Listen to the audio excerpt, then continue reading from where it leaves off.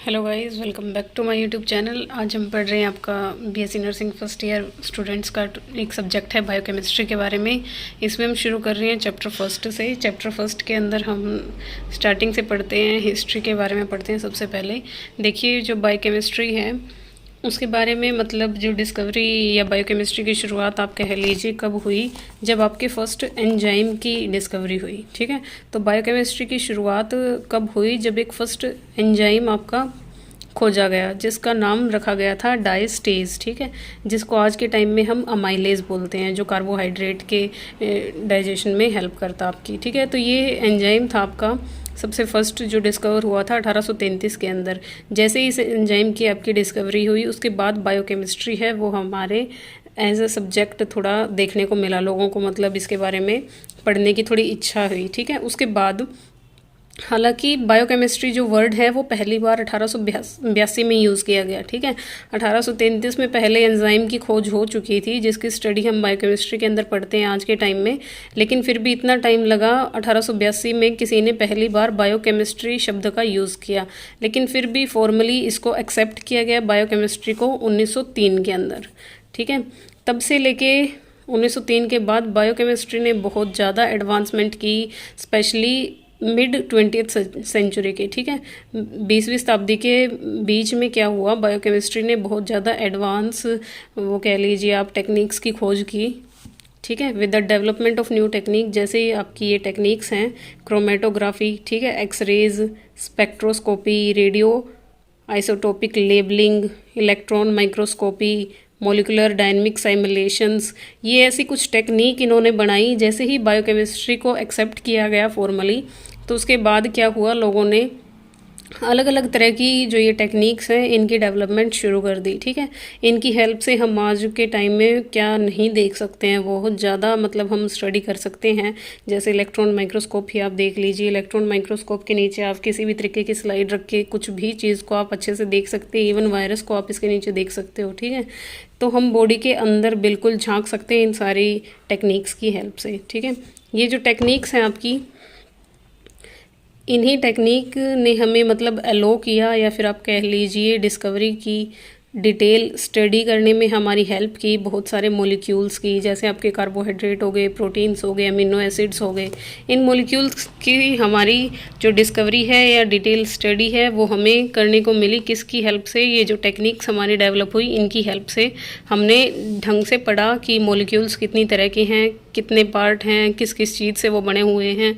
ठीक है, फिर हमने इनकी मेटाबॉलिक पाथवे के बारे में जाना। ठीक है, एक सेल है, उसके अंदर मेटाबॉलिज्म कैसे होता है, कैटाबॉलिज्म कैसे होता है, एनाबॉलिज्म कैसे होता है।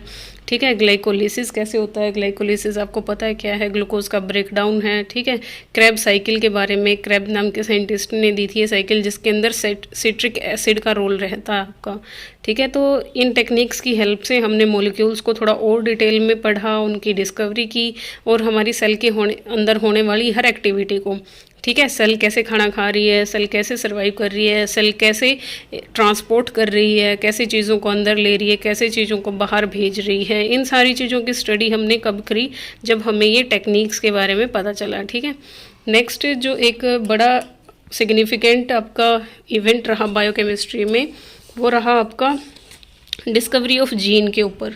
ठीक है, जब जीन की डिस्कवरी हुई आपकी, तो ये आपका एक तरीके का बहुत बड़ा इवेंट रहा बायोकेमिस्ट्री की फील्ड में। जैसे ही आपको जीन का पता चला, उसके मतलब जीन का ये रोल भी पता चला आपको कि वही रिस्पॉन्सिबल है सेल के अंदर इंफॉर्मेशन को ट्रांसफ़र करने के लिए। तो बायोकेमिस्ट्री की जो आपकी फील्ड में थोड़ी और बढ़ोतरी हुई। फिर आपके एक साइंटिस्ट थे कार्ल अलेक्जेंडर, जिनको फादर बोला जाता है बायोकेमिस्ट्री का, या फिर आप कह सकते हो मॉडर्न फादर ऑफ बायोकेमिस्ट्री जिनको बोला जाता है, वो है कार्ल अलेक्जेंडर। इनका जन्म 1877 में हुआ, 1956 में इनकी डेथ हो गई। इन्होंने बहुत अच्छे अच्छे काम किए बायोकेमिस्ट्री की फील्ड में, बहुत सी टेक्निक्स को ये खोज के लाए, इसीलिए इनको फादर बोला गया। अब हम देखते हैं हिस्ट्री के बाद हम डेफिनेशन पे आते हैं बायोकेमिस्ट्री की। बायोकेमिस्ट्री क्या होती है आपकी? Study of chemical substance and vital process occurring in the living organism. Bio का मतलब आपका होता है लिविंग ऑर्गेनिज्म, केमिस्ट्री का मतलब होता है केमिकल्स। ठीक है, तो एक लिविंग ऑर्गेनिज्म के अंदर केमिकल सब्सटेंस की स्टडी करना, जैसे आपके ग्लूकोज, कार्बोहाइड्रेट, या फिर आपके छोटे छोटे मॉलिक्यूल हो गए, सोडियम, पोटेशियम, कैल्शियम, इन सब की स्टडी करना और प्लस में वाइटल प्रोसेसेस जैसे डाइजेशन कैसे हो रहा है, एब्जॉर्प्शन कैसे हो रहा है, मेटाबॉलिज्म कैसे हो रहा है, ये प्रोसेस आपकी कैसे हो रही है, उस चीज़ की स्टडी हम करते हैं बायोकेमिस्ट्री के अंदर, ठीक है। और जो बायोकेमिस्ट्री से आपकी पढ़ाई करते हैं आगे तो उनको बोला जाता है बायोकेमिस्ट, ठीक है, उनको बायोकेमिस्ट बोला जाता है। इनका जो मेन फोकस रहता है वो रहता है रोल पे, फंक्शन पे, स्ट्रक्चर्स पे बायोमोलिक्यूल्स की, ठीक है। जैसे कार्बोहाइड्रेट एक आपका बायोमोलिक्यूल है, कार्बोहाइड्रेट का रोल क्या है बॉडी के अंदर, ठीक है, क्या काम कर रहा है ये, कैसी इसकी स्ट्रक्चर है, इसमें कितने कार्बोहाइड्रेट हैं, कितने हाइड्रोजन है, कितने ऑक्सीजन है, इन चीज़ों की स्टडी पे ही मेनली उनका फोकस रहता है। एग्जाम्पल है आपका बायोकेमिस्ट्री का, study of chemistry behind the biological processes, ठीक है। बायोलॉजिकल प्रोसेस आपकी बॉडी में कैसी कैसी हो रही है, जैसे डाइजेशन हो गया, ठीक है, फूड का एब्जॉर्प्शन, फूड का मेटाबॉलिज्म, फूड का एक्सक्रीशन कैसे हो रहा है, इनके बीच की केमिस्ट्री का, ठीक है, इनके पीछे जो केमिस्ट्री है उसकी स्टडी करना ही आपकी क्या है, बायोकेमिस्ट्री है। उसके बाद एक टर्म और आती है आपकी मोलिकुलर बायोलॉजी। देखिए मोलिकुलर बायोलॉजी आपकी क्या होती है, मोलिक्यूल्स की स्टडी करना लिविंग ऑर्गेनिज्म के अंदर, ठीक है। तो study of molecular underpinning of the process of replication, transcription, translation of the genetic material. देखिए जेनेटिक मटेरियल हमारी बॉडी में हमें पता है डीएनए होता है, ठीक है। तो डीएनए कैसे रेप्लिकेट करता है, कैसे ट्रांसक्रिप्शन की प्रोसेस होती है, कैसे ट्रांसलेशन होता है, इन सारी चीज़ों की स्टडी करना ही आपकी क्या है, मोलिकुलर बायोलॉजी है। देखिए रेप्लिकेशन क्या होता है, जब डीएनए एक सिंगल स्टैंडर्ड से डबल स्टैंडर्ड बन जाता है, ठीक है। जब डीएनए अपने आप को क्या करता है, डिवाइड करता है, उस प्रोसेस को आप क्या बोलते हो, रेप्लिकेशन बोलते हो। हमारी जो ज़िंदगी का सेंट्रल डोगमा या बेस कह सकते हो आप, वो क्या है, ये एक लाइन है बस। देखिए डीएनए का कन्वर्ट होना आरएनए के अंदर, उस प्रोसेस को आप क्या बोलते हो, ट्रांसक्रिप्शन। रेप्लिकेशन क्या है, डीएनए का ही डीएनए में बढ़ना, आरएनए का आरएनए में बढ़ना, वो है आपका रेप्लिकेट होना, ठीक है। एक चीज़ का दूसरी सेम वैसी ही चीज़ में, लेकिन जब डीएनए का एमआरएनए में कन्वर्ट होना, उस चीज़ को क्या बोलते हैं, ट्रांसक्रिप्शन बोलते हैं। और एमआरएनए से फिर प्रोटीन का बनना, उसको आप क्या बोलते हो, ट्रांसलेशन बोलते हो, ठीक है। देखिए यही प्रोसेस आपकी बॉडी में चलती है। डीएनए जेनेटिक मटेरियल मैसेज देता है, ट्रांसक्रिप्शन जिस प्रोसेस को बोलते हो आप, मैसेज देता है किसको, मैसेंजर आरएनए को। और फिर मैसेंजर आरएनए आगे मैसेज पहुंचाता है कि प्रोटीन कहाँ बनने हैं, कितने बनने हैं। तो आपकी बॉडी में ये प्रोसेस चलती रहती है, ठीक है। इस चीज़ की स्टडी करना आपका क्या है, मोलिकुलर बायोलॉजी है, ठीक है। डीएनए क्या करता है, एमआरएनए को मैसेज देगा, एमआरएनए फिर आगे काम करने का काम करता है आपका। नेक्स्ट हम पढ़ते हैं application of biochemistry in nursing, ठीक है। नर्सिंग के अंदर बायोकेमिस्ट्री पढ़ना हमारे लिए क्यों ज़रूरी है, क्योंकि हम नर्सिंग स्टूडेंट्स हैं, तो हमें ये पता होना चाहिए कि बायोकेमिस्ट्री जो ये सब्जेक्ट है ये हमारे सिलेबस में क्यों आया है। देखिए बायोकेमिस्ट्री हम नर्सेज के लिए पढ़ना क्यों ज़रूरी है, ये जानने के लिए या ये समझने के लिए कैसे हमारी बॉडी फंक्शन करती है नॉर्मल कंडीशन में और डिजीज़ कंडीशन में, ठीक है। अगर हमें पता होगा कि डाइजेशन की प्रोसेस कैसे है, नॉर्मली कैसे हो रहा है, और अगर डाइजेस्ट नहीं हो रही है कोई चीज़ तो वो डिजीज़ स्टेट में आपकी चली जाएगी। तो बॉडी की फंक्शनिंग को पढ़ना नॉर्मल स्टेट में और डिजीज़ स्टेट में, ये हमारा यूज़ या एप्लीकेशन आप कह लीजिए, इसलिए हम बायोकेमिस्ट्री पढ़ते हैं हमारी नर्सिंग के अंदर।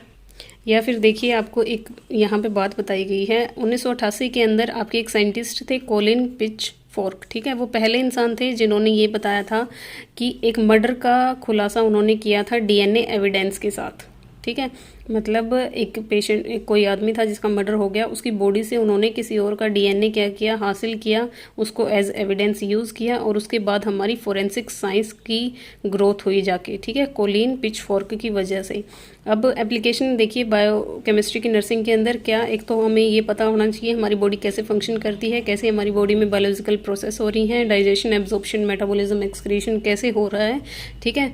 तो एप्लीकेशन पढ़ने से पहले ये भी मतलब हमारा इसके अंदर मेंशन करना चाहिए कि ये जो हमारे इंसुलिन है, हार्मोन इंसुलिन है, विटामिन्स हैं, इनकी जो खोज है वो कैसे हमने अचीव की थी, बायोकेमिकल टेक्निक्स की हेल्प से ही की थी। हम अपनी मतलब क्लिनिकल प्रैक्टिस के अंदर इंसुलिन इंजेक्शन लगाते हैं डायबिटीज़ के पेशेंट को, तो उसकी जो खोज है उसकी हमने खोज कहाँ से की थी, बायोकेमिकल टेक्निक्स की हेल्प से ही की थी, ठीक है। अब देखिए अगर आपको पढ़ना हो कि इफ़ ए इन्फेंट, अभी कोई बच्चा पैदा हुआ है, आपकी ड्यूटी है पीडियाट्रिक वार्ड के अंदर, ठीक है, वहाँ पे कोई बच्चा पैदा हुआ है और वो हमेशा ही जब ही आप उसको दूध पिलाते हो, ठीक है, तो क्या होता है, वोमिटिंग कर देता है। तो इसके पीछे भी आपकी बायोकेमिस्ट्री है कि उसको शायद ग्लैक्टोज से इनटॉलरेंस हो, ठीक है, ग्लैक्टोज उसकी बॉडी में टॉलरेट ही नहीं हो रही है, इसीलिए उसको मिल्क पीते ही क्या हो रहा है, आपका वोमिटिंग हो रही है। तो इस चीज़ की स्टडी हमें कहाँ से पता चलती है, बायोकेमिस्ट्री की हेल्प से। तो किसी बच्चे की नॉर्मल ये जो कंडीशन है आप उसका पता लगा सकते हो अगर आपने बायोकेमिस्ट्री पढ़ी है, ग्लैक्टोज के बारे में पढ़ा है, ठीक है। और नेक्स्ट कंडीशन आपको दी है, infant is born with jaundice. अगर कोई बच्चा जॉन्डिस के साथ पैदा हुआ है तो इसका मतलब उसका लीवर अच्छे से काम नहीं कर रहा है। तो लीवर की फंक्शनिंग हम पढ़ते हैं किसके अंदर, बायोकेमिस्ट्री के अंदर, ठीक है। या फिर अगर बच्चे के यूरिन का कलर डार्क हो गया है आपका, ठीक है, तो इसका मतलब क्या है, वो सफ़र कर रहा है आपका अमीनो एसिड मेटाबॉलिक डिसऑर्डर से। और अमीनो एसिड मेटाबॉलिक डिसऑर्डर या अमीनो एसिड की फुल डिटेल स्टडी हम कहाँ पढ़ते हैं, बायोकेमिस्ट्री में।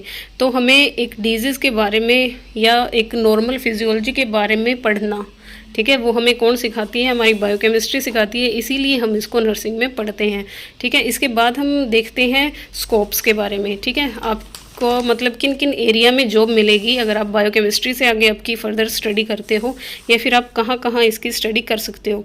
देखिए, बायोटेक्नोलॉजी की फील्ड में आपको पता है, जैसे ही आप नॉर्मली बीएससी करते हो बायोटेक से, फिर आप एमएससी करते हो बायोटेक से, तो आप एक बहुत बड़ी कंपनियों में लग सकते हो। बायोटेक कंपनीज़ हमारे यहाँ बहुत सारी हैं, ठीक है, तो उनके अंदर हमें जॉब मिलती है। या फिर फोरेंसिक केमिस्ट्री होगी जिसके अंदर हम केस फाइंड आउट करते हैं, मर्डर का रीज़न पता करते हैं, वो फोरेंसिक केमिस्ट्री भी आपकी बायोकेमिस्ट्री का एक स्कोप रहेगी। यहाँ पे भी आपको केमिस्ट्री की स्टडी करने के बाद जॉब मिलेगी। नेक्स्ट है मेडिसिनल केमिस्ट्री, आपके एमबीबीएस में भी बायोकेमिस्ट्री सब्जेक्ट पढ़ाया जाता है, तो वहाँ पे भी इसका स्कोप है। नेक्स्ट है न्यूक्लियर केमिस्ट्री।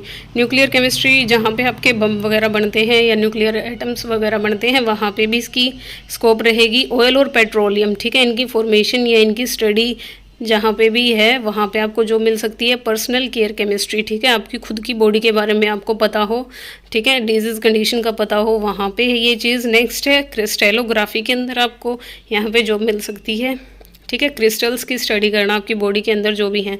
नेक्स्ट है फार्मास्यूटिकल्स, ठीक है, फार्मास्यूटिकल बायोकेमिस्ट्री से ही आप पढ़ते हो, ठीक है, दवाइयाँ कैसे काम करती हैं बॉडी के अंदर। या फिर रिसर्च फील्ड में, ठीक है, बायोकेमिस्ट्री या बायोटेक्निक्स की खोज करना, रिसर्च फील्ड में भी आप इसको करके जा सकते हो, ठीक है। तो ये आपके स्कोप्स रहते हैं जहाँ जहाँ बायोकेमिस्ट्री की फर्दर स्टडी करने से आपको नौकरी मिल सकती है। तो यहाँ पे हमारा फर्स्ट चैप्टर कंप्लीट होता है बायोकेमिस्ट्री का।